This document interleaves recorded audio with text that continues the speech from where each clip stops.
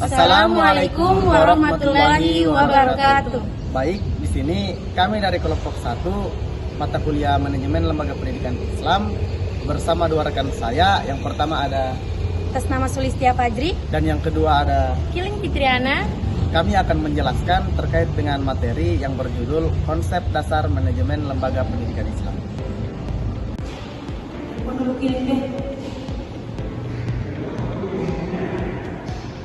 Mana kenapa tidak angkat nih? Halo, Assalamualaikum. Gimana? Di kampus. Ada tugas video tawe. Kok di kampus kan juga? Saya di kampus ini. Mana kami Abdi? Tunggu pale, saya pakai dulu anu. Jangan lupa bawa almet nah. Saya ke situ sama kau. Yuk, kita kasih tahu dulu Abdi. Iya, oke. Oke. Oke deh. Assalamualaikum.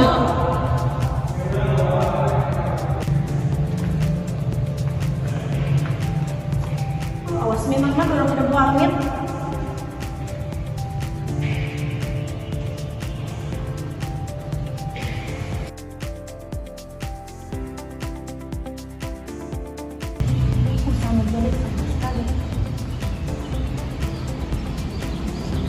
Oi, Lin! Lagi Pak. Pokoknya pada Almen. Mana Mi Abdi? Mana Mi Abdi? Saya kira ada di kampus, Ji. Tahu, coba ke telepon. Malah saya menelpon deh. Itu anak tidak jelas dari tadi malam. Iya, Pak. Tapi memang dia cari. Enggak, awas memang dia bawa Almen. Sini kita bicara. Sini kali. Loh, saya tinggal situ anak. Awas memang dia bawa Almen.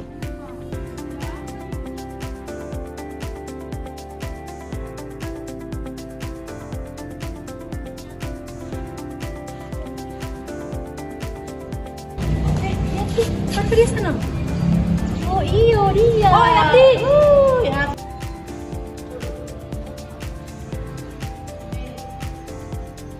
Dapat dia bawa almet. Kenapa pakai helmet? Wih, kita mau punya tugas ini. Ada tugas ini dari dosen manajemen lembaga pendidikan. Tadi malam itu saya sudah bilang di grup bawa almet. Lupa coy. Astaga, ini. Saya pakai helmet tuh. Kita bisa bisa malas, paling saya buat video deh. Masuk ke malas. Kamu kok nggak bawa almet? Masa kita sudah pakai almet lengkap kau tidak? Besok nih. Kirain sama. Bentar ya, bentar ya.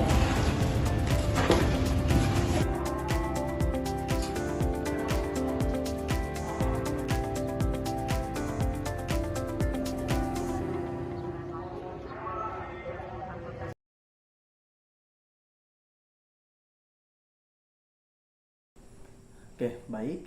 Manajemen lembaga pendidikan Islam adalah proses pengelolaan yang bertujuan untuk mengarahkan dan mengoptimalkan seluruh sumber daya yang dimiliki lembaga pendidikan Islam agar dapat mencapai tujuan yang diharapkan, yaitu mencetak insan yang memiliki pengetahuan, keterampilan, dan akhlak mulia sesuai dengan nilai-nilai Islam. Kemudian, ada konsep pendidikan yang mengandung unsur-unsur transparansi, fleksibel, efektif dan efisien, serta komparatif dan partisipatif. Nah, berikut beberapa penjelasannya. Nah, yang pertama itu ada transparansi. Nah, transparansi berarti adanya keterbukaan atau keputusan yang diambil dan pelaksanaannya dilakukan dengan cara dan mekanisme yang mengikuti aturan regulasi yang ditetapkan oleh lembaga. Nah, keterbukaan dalam memberikan informasi tidak hanya mengenai informasi yang benar, namun juga bersedia menerima saran atau pendapat orang lain, kemudian memberikan konsep kepada semua pihak, terutama staf dalam mengembangkan diri sesuai dengan kemampuan yang baik dalam jabatan maupun bidangnya. Nah, kemudian ada fleksibilitas.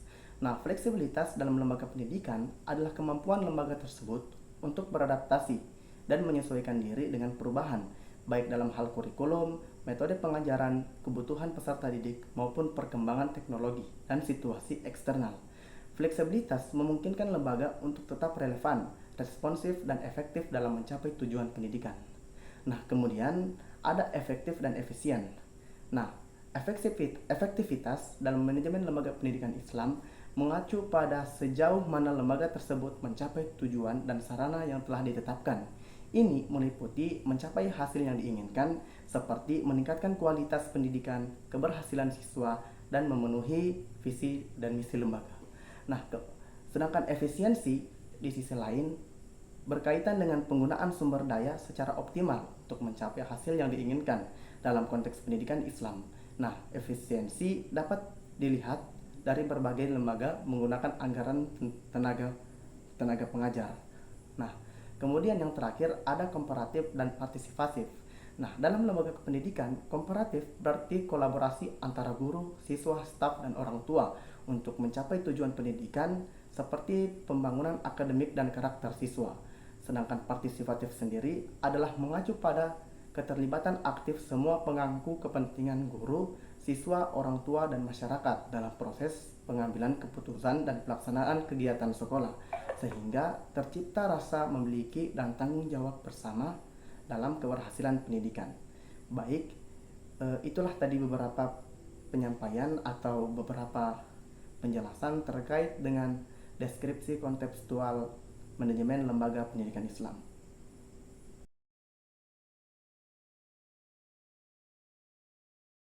Nah, di sini judul materi yang akan saya lanjutkan adalah posisi manajemen dalam organisasi pendidikan.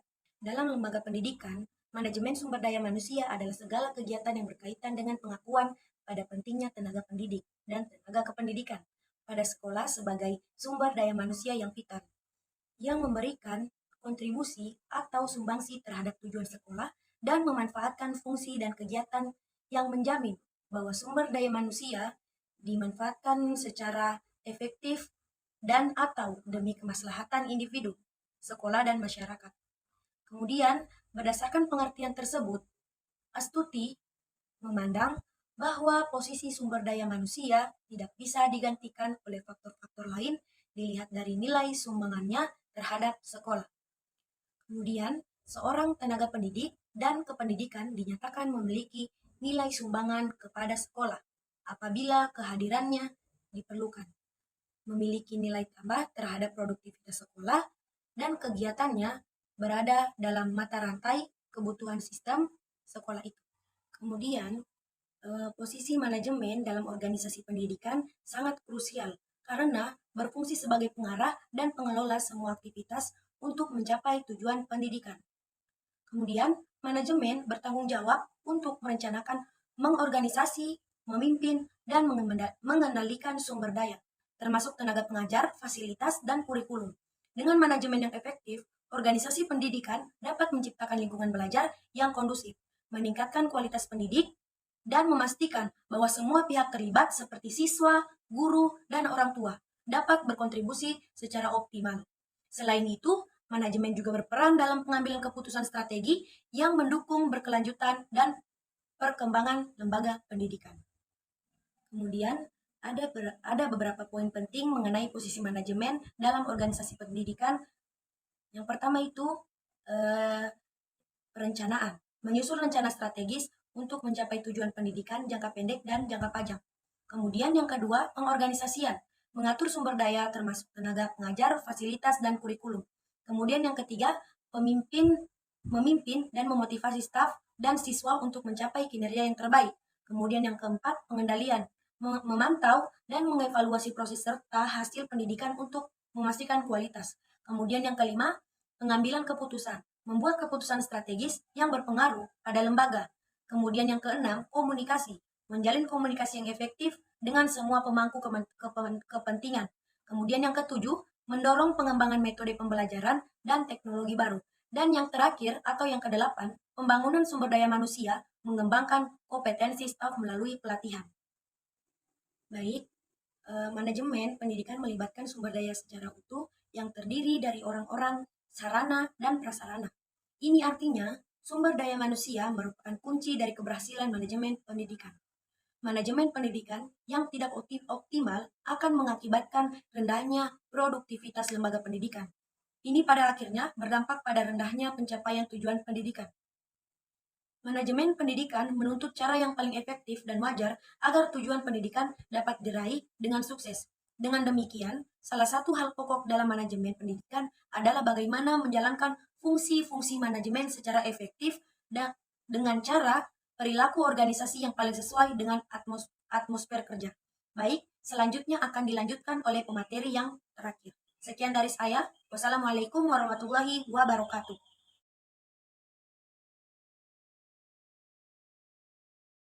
Assalamualaikum warahmatullahi wabarakatuh. Di sini saya akan membawakan materi tentang ruang lingkup manajemen pendidikan Islam. Ruang lingkup manajemen berkaitan dengan banyak hal sehingga dikatakan sangat luas dan multidisiplin ilmu. Ruang lingkup manajemen dalam pendidikan dapat dilihat dari 4 sudut pandang, yaitu dari sudut wilayah kinerja, objek garapan, fungsi, atau urutan kegiatan dan pelaksana. Manajemen menurut wilayah kinerja meliputi manajemen pendidikan nasional, manajemen pendidikan provinsi, manajemen pendidikan kabupaten atau kota, manajemen suatu lembaga pendidikan, manajemen kelas. Nah, ruang lingkup manajemen berdasarkan objek garapan, manajemen pendidikan merupakan kegiatan biasa dikatakan juga sebagai dapur inti, yaitu kegiatan belajar mengajar di kelas. Nah, terdapat 7 objek garapan, diantaranya yang pertama manajemen peserta didik, yang kedua manajemen personal sekolah, yang ketiga manajemen kurikulum, yang keempat manajemen sarana atau prasarana, yang kelima manajemen tata laksana pendidikan, yang keenam manajemen pembiayaan, dan yang ketujuh manajemen hubungan masyarakat atau komunikasi pendidikan. Yang pertama, manajemen peserta didik. Manajemen peserta didik juga merupakan sebagai suatu proses pengelolaan hal-hal yang berkaitan dengan siswa di sekolah, mulai dari program, penerimaan siswa, pendidikan, serta pembinaan siswa selama di sekolah, sampai dengan siswa menyelesaikan pendidikannya di sekolah tersebut. Nah, yang kedua itu ada manajemen personil sekolah. Manajemen personil memiliki tujuan pada upaya meningkatkan keefektivitasan sekolah agar tujuan yang sudah ditetapkan terlaksana dengan baik. Yang ketiga, ada manajemen kurikulum. Manajemen kurikulum merupakan sebuah proses usaha yang dilakukan secara bersama guna untuk memperlancar pencapaian tujuan pengajaran dan pembelajaran di sekolah dengan mengacu pada peningkatan kualitas interaksi belajar mengajar. Nah, yang keempat, ada manajemen sarana atau material. Sarana dan prasarana merupakan suatu alat atau bagian yang memiliki peran yang sangat penting bagi keberhasilan dan kelancaran suatu proses, termasuk juga dalam lingkup pendidikan. Sarana dan prasarana adalah fasilitas yang mutlak dipenuhi untuk memberikan kemudahan dalam menyelenggarakan suatu kegiatan walaupun belum bisa kita memenuhi sarana dan prasarana dengan sebagaimana mestinya. Yang kelima, ada manajemen tata laksana pendidikan. Manajemen ketatalaksanaan lembaga pendidikan Islam merupakan suatu pendekatan yang berkaitan dengan pengelolaan secara efisien dan efektif terhadap berbagai aspek dalam lembaga pendidikan. Dalam konteks ini, ketatalaksanaan mencakup perencanaan, pengorganisasian, pelaksanaan, dan pengawasan berbagai kegiatan yang dilakukan oleh lembaga pendidikan. Yang keenam, ada manajemen pembiayaan. Manajemen pembiayaan merupakan sebuah proses dalam mengoptimalkan sumber dana yang ada, mengalokasikan dana yang tersedia dan mendistribusikannya sebagai fasilitas atau sarana pendukung proses pembelajaran sehingga tercipta proses pembelajaran yang efektif dan efisien. Dan yang terakhir, ada manajemen hubungan masyarakat atau komunikasi pendidikan. Nah, di sini manajemen komunikasi adalah proses penggunaan berbagai sumber daya komunikasi secara terpadu melalui proses perencanaan, pengorganisasian, pelaksanaan, dan pengontrolan unsur-unsur komunikasi untuk mencapai tujuan yang telah ditetapkan tersebut. Baik, itulah tadi hasil pemaparan materi saya. Wassalamualaikum warahmatullahi wabarakatuh.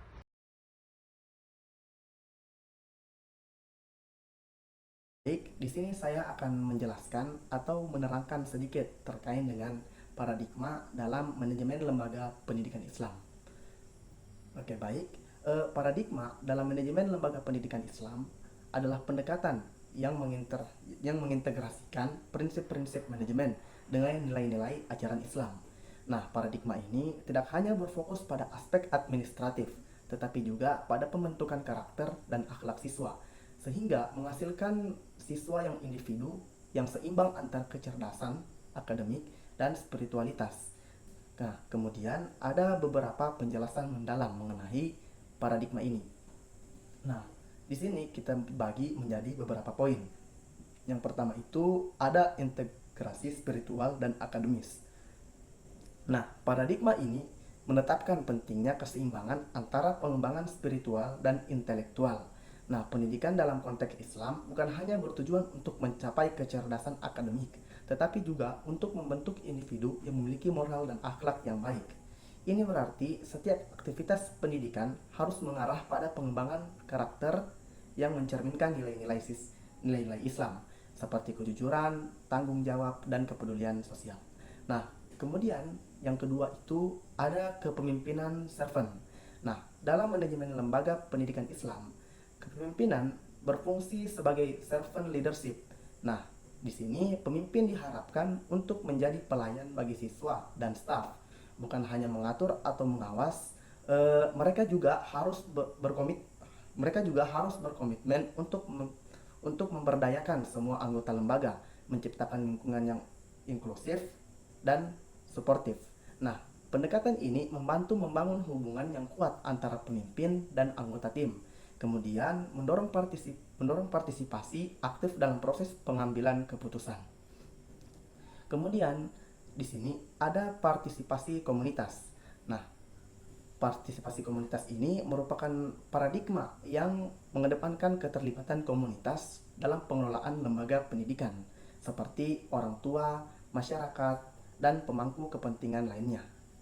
Nah, di sini diharapkan semua yang saya sebutkan tadi berkontribusi dalam pengambilan keputusan dan kegiatan pendidikan. Dengan melibatkan komunitas, lembaga pendidikan dapat menciptakan sinergi yang positif, di mana pendidikan formal dapat diselaraskan dengan nilai-nilai masyarakat dan kebutuhan lokal. Nah, kemudian di sini ada nilai-nilai etika dan moral. Nah, di sini manajemen dalam konteks ini harus didasarkan pada nilai-nilai etika dan juga moral. Nah, ini termasuk transparansi, keadilan, dan integritas dalam pengelolaan sumber daya. Nah, lembaga pendidikan Islam harus menghindari praktik-praktik yang tidak sesuai dengan ajaran-ajaran Islam dan penerapan prinsip-prinsip keadilan dalam semua aspek operasional. Nah, pendekatan ini bertujuan untuk menciptakan lingkungan yang berlandasan pada moralitas dan tinggi dan kepercayaan. Nah, kemudian di sini yaitu ada inovasi berbasis Islam. Nah, di sini inovasi menjadi bagian penting dalam paradigma manajemen lembaga pendidikan Islam.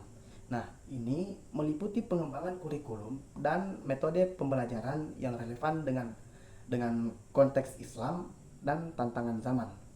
Nah, pendidikan harus mampu menjawab kebutuhan siswa dengan menggunakan teknologi dan metode modern. Nah, namun di sini tetap berpegang pada nilai-nilai Islam. Ini menciptakan generasi yang terampil dan berakhlak mulia. Nah, kemudian di sini ada yang namanya pendidikan holistik. Nah, pendidikan holistik ini ialah paradigma yang memandang pendidikan sebagai proses yang holistik, mencakup pengembangan fisik, mental, emosional, dan spiritual. Nah, lembaga pendidikan harus menyediakan program yang mendukung keseimbangan semua aspek tersebut, seperti kegiatan ekstrakurikuler, pelatihan karakter, serta pengembangan diri. Nah, hal ini penting untuk membantu individu yang utuh dan siap menghadapi berbagai tantangan dalam kehidupan. Nah, kemudian di sini ada akuntabilitas dan evaluasi. Nah, di sini paradigma ini merupakan lembaga pendidikan Islam yang menekankan pentingnya akuntabilitas dalam tindakan yang diambil. Nah, manajemen harus siap untuk dievaluasi, baik dalam kinerja akademik siswa maupun dalam pengelolaan sumber daya. Nah, proses evaluasi tidak hanya fokus pada hasil akhir, tetapi juga pada proses dan metode yang digunakan untuk mencapai tujuan pendidikan itu sendiri. Dalam hal ini, penting juga meningkatkan kualitas dan efektivitas lembaga. Oke, baik. Mungkin itu saja beberapa penjelasan terkait dengan paradigma dalam manajemen lembaga pendidikan Islam. Sekian dari saya. Assalamualaikum warahmatullahi wabarakatuh. Baik, itulah tadi beberapa penyampaian materi dari kami terkait dengan konsep dasar manajemen lembaga pendidikan Islam. Mohon maaf jika ada kekurangan. Assalamualaikum warahmatullahi wabarakatuh.